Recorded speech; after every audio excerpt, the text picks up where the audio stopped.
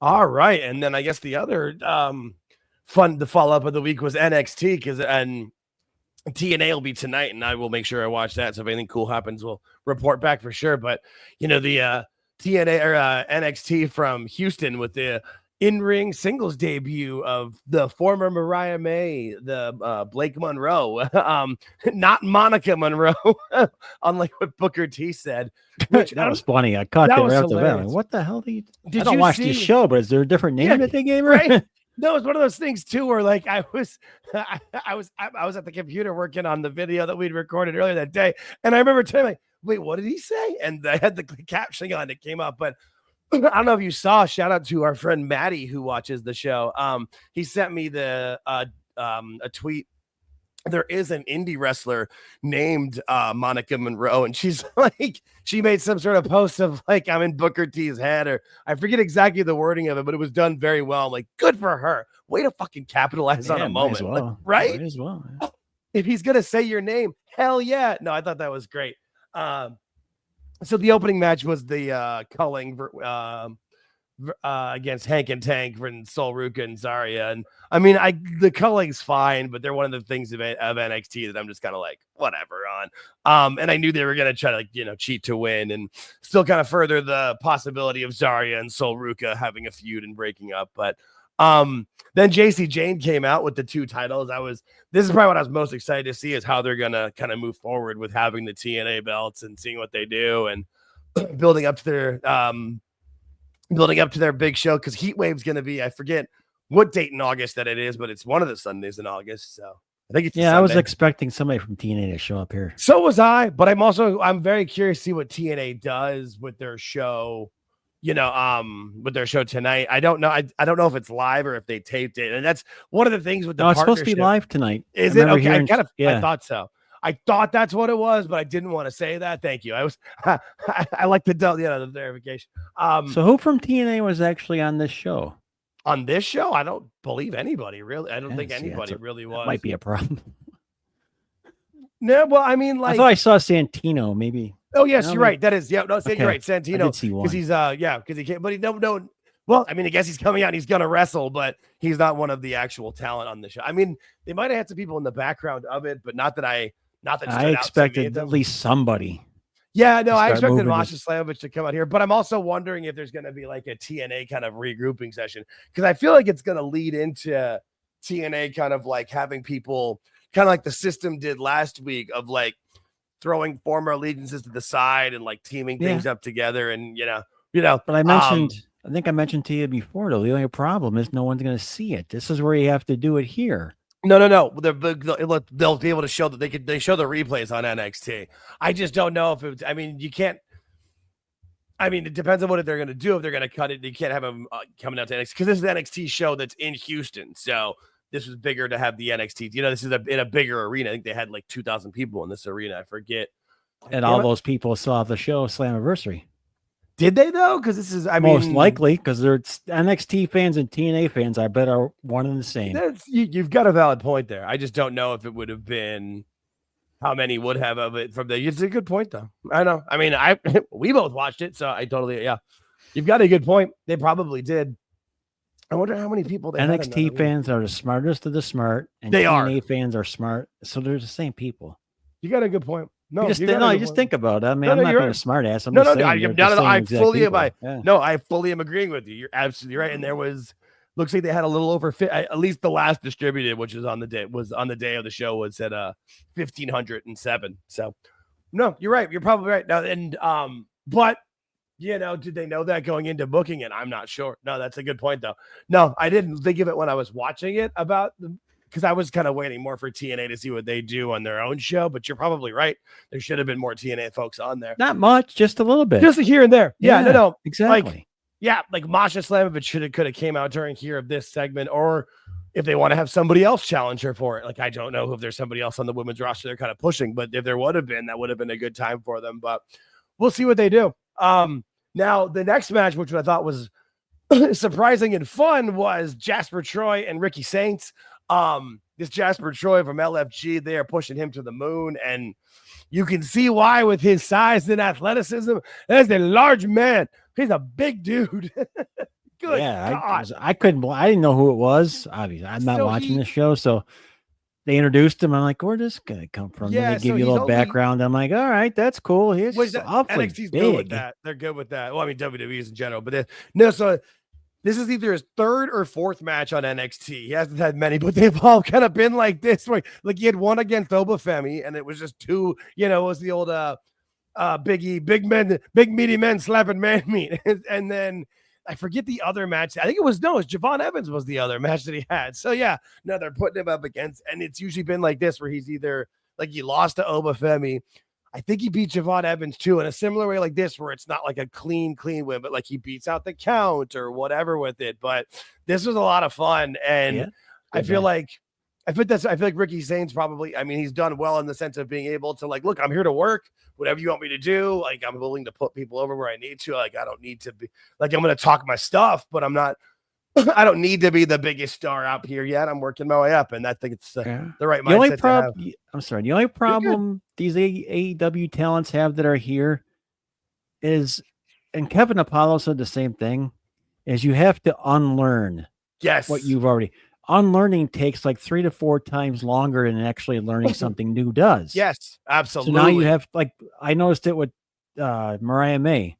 Mm-hmm. You can tell it's a progress. They're unteaching her stuff. Yeah. Now they have to teach her. It just takes a long time. Yeah, and I feel like there's certain talent. Like I feel like with Ricky, you can see him getting it quicker because he had a career kind of before AEW. With like Blake Monroe, Mariah May, she had a bit of a career, but she's so young that like, I mean, how much of a career could she have, and then like, we look at like Jade Cargill, she didn't have any career. She was trained essentially in that way. So her unlearning process is worse. Yeah. Still worse. No, that's what, so you could like the unlearning process gets longer the more you learned there. You're right. No, I can think about, I mean, as somebody who's, been a corporate recruiter for a living, there was times recruiting for certain positions where like, look, if somebody came from this company here, like we'll talk to them, but most of the time we're not going to hire them because of that. Exactly. Like we would rather hire somebody who's got the degrees, but not the experience, like the knowledge, but not the experience, because we can teach, if you've got good training, you can teach somebody the right thing from scratch, which we've seen with the NIL program and but if you've been taught shitty, the unlearning, you see it in sports too. Sometimes where guys like, they just get in really bad habits and learn. Yeah, no, it's a good, if you get a guy to like back in the good old days, if a guy came from New England Patriots, you wanted him, right? Because he was coached under that tree. Yes, exactly. You can see it. Like Lexus King's here, and you could see progress, but he learned a lot of shit over there, dude. Right, and he didn't have a long, and he's young. He was there for a while. Right, and he didn't have that much of an indie career before that, so most of his work was like if he showed up in NXT, and let's say he'd been wrestling 5 years, 3 of that was in AEW, so over half his career, and you can see it like it's really only been the last like 3 to 6 months that it's really started to click for him. And you can also see it in like the way he looks now. Like he's in much better condition. He's got a smile on his face. Like he knows, and you can see he knows what he's doing. But it takes time. And like Ricky people don't realize that. Yeah, no, it's a great point. That's a great point. And you see the difference. And that's why like Stephanie Vaquer and Julia were pretty much burned through NXT because they didn't have to unlearn as much. Like there was some stuff they had to unlearn, but not as much, man. That's a very valid point, and stuff that you don't hear on other podcasts. Reasons for people to listen to our show and share and subscribe. I did. That's a good one. I like Kevin, that. Though. That's true. Shout out to Kevin. That's a valid point. My bad. I should have said that earlier. Shout out to Kevin Apollo, one of our all-time favorite guests we've ever had on Sunday Night Spaces, by the way. Still one of the best conversations I have ever had in my entire life. Like that guy's amazing. Love that guy. Speaking of love that guy, shout out to the Undertaker who came out. I mean, they were in his home state, so it wasn't too hard. Although I feel like he's doing a lot more with the PC and coaching and stuff. He seems to have a love for it. And I mean, there's not that many people in the business you can learn better from than Shawn Michaels and the Taker. I feel like people are set up well. But this was a cool moment because you knew it was coming from Trick calling Undertaker out on Raw. And, they promoted it and stuff like that. But I felt like there were points where some of this was scripted, and I saw, shout out to the AEW Mole. He put it up too of like, I think there was a few things that were a little unscripted or a little bit like see what this kid's got, see if he can hang, see what he can do. And he hung. I thought it was great. I thought it was a cool thing. And you knew what was going to happen. You knew he was going to choke slam to shit. Like, let's be real. I mean, they did the same thing with Braun Breaker, but I thought his facial reactions were great. Like, you know, like even when the Undertaker was talking to him, like you could see his face was that I'm trying to look tough, but I'm scared to my pants. Like I'm shitting myself. Like he had that look perfect. And then after he was choke slammed, I mean, shout out to Trick Williams. Yeah, you know what? Good for him, dude. This kid really does have it. Like, and again, there's that NIL program where people, you know, were athletes, professional athletes, ready to be trained and coached and learn the right way, and they take their coaching in. Hot damn. So yeah, I had the question of, I liked it. It was a very enjoyable show. Awesome. Yeah. My question ends up being, what happens with this? Why did this happen? Where does this go? Well, I mean, because Trick didn't fight Undertaker, right? So, well, if it's like they did with Breaker, it's gonna go nowhere, which is kind of like a seal of approval thing. I think now because of the coaching, there's going to be like, because Taker's kind of more of a coach, and like the stuff with LFG and the end of the episode, which we'll get to, think maybe that might have something to do with it. We'll talk about that as we get into. Oh yeah, we'll get there. Oh yeah, we'll get there. But you still had Ethan Page coming out. This is what we talked earlier about Santino. Ethan Page came out and rebranded the North American title into the form of the Lance Storm belt is what I'm going to call this for the rest of my life. If anybody saw the old WCW Nitro days, but I thought he had a great line, and I even wrote it down where he's like, "I was born in Canada, but I was made in America, which makes me the best North American champion possible," which I thought was a really, really good line. At least I thought so. But I just thought it was cool. Yeah, it was a cool segment. But then that's where Santino came out. You're right. And I meant to grab a picture of that and I forgot to. But yeah, Santino came out and then challenged him, it seemed like, to a match next week. So I don't know. Maybe Santino will win that, and this will be the belt that goes over to TNA for a bit. But I still think yeah. Yeah, right. Can't do that. You could if there's some kind of shenanigans, but I don't know. I'm just I don't know. You built up Ethan Page this much, and you have him losing the shit. I think you should beat the snot out of Santino and then start a feud with somebody else or whatever. Yeah, I think that's kind of more of what's going to happen with it. But it was fun. I think Ethan Page has done great in NXT, like we talked about. Though I'm not sure if he's quite main roster material, but I think he's having fun and doing great work here in NXT. So just let him stay here. He's exactly just a natural. Just right. Yeah, perfect. Exactly. Yeah. And, you know, and he's a family man too. So he gets this, you know, working in NXT, if you're paid decently well enough and your t-shirts sell decent, like, hey man, you get to live in Orlando. You don't have to travel as much. You get to live home with your family. Like, I don't think he's doing too bad living in Orlando. The main event match of the show was Obafemi versus Josh Briggs and Yoshiki Inamura.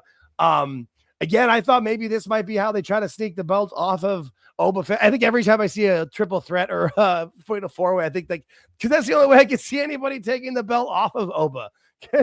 Yeah, they got plans. I don't know. I know they've got. I know plans. You told me that before. You said every time there's a three-way, this is it. I'm not saying that's it. I'm just like, that's the only way it can happen. I don't know if they feel like this is it. It's just like, if you're gonna do it, because how the hell else are you gonna beat him? The size of him, man. Like, look at the referee's eyes. Like, look at his eyes in that picture. He's just like, he's just somebody. Yeah, but it's exactly. You're right. And and then shout out to what we're transitioning to. We talked about earlier. Undertaker having this little segment at the end with they showed Javon Evans sitting in the back there and just kind of talking to himself. And Undertaker comes up to him and says, if it's up to me, I think you should continue going after the biggest dog in the yard, which. You could say could be Oba, could also be Trick. I mean, I just thought this was cool to see. I mean, this kid, man, he's 20 years old and he's coached by Shawn Michaels. He's got spots with the Undertaker here. He had a match against Randy Orton. He had a match against Rob Van Dam. Like, what? This kid, I mean, and I mean, you can see why they do it. I mean, I feel like as we talked about before, like back to that AAA show, there was a reason why he was the only NXT talent in the ring at the end of the show, because just everybody likes the kid. He seems like good people, man. And now if they keep using Undertaker like this, like once a month or once every couple of weeks, right? Like he's always there. That's a different story. But just a one-time shot at.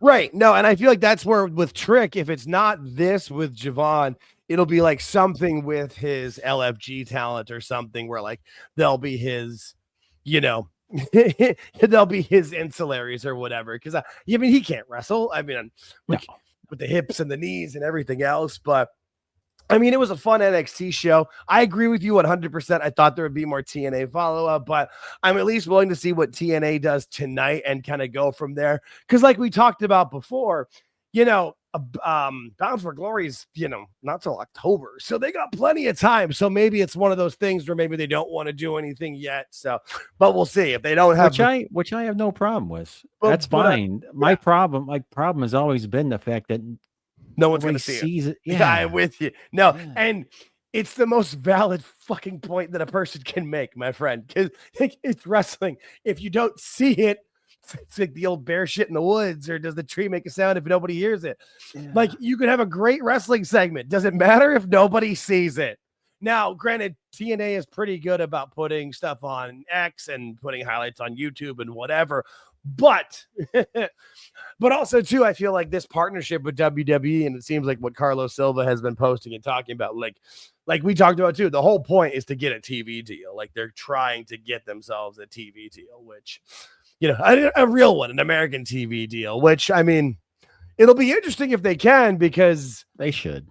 I think they should. And I think they should stay on Thursdays. I mean, unless WWE and their partnership wanted to maybe compete with the NXT, but because NXT's, I don't think they should either. Because I that's what I've been saying, and I still stick to this with WWE, that they're not like overly caring and like going out of their way to fuck with AEW. When the opportunity arises, they are 100% taking it.